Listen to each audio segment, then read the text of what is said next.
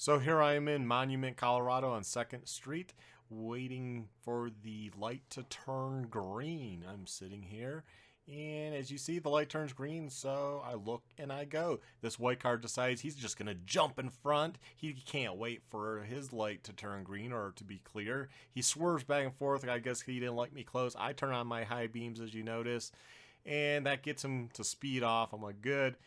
He gets to the left. As he does that, I turn off my high beams.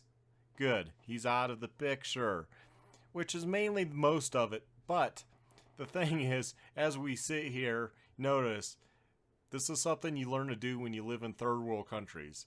I leave plenty of room, so I have an escape route.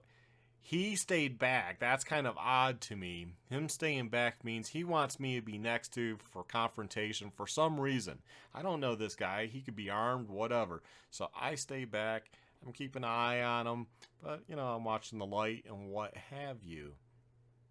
So, go back in the video and rewatch where he swerves and he's out of control. Maybe he's drunk. Who knows?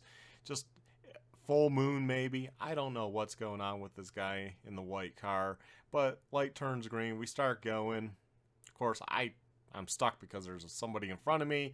He stays next to me on purpose. He's flicking me off and just getting mad in his car. I'm just kind of laughing. I'm flicking him off back because, wow, you really hurt my feelings. You gave me the finger. Oh no, that hurts my feelings.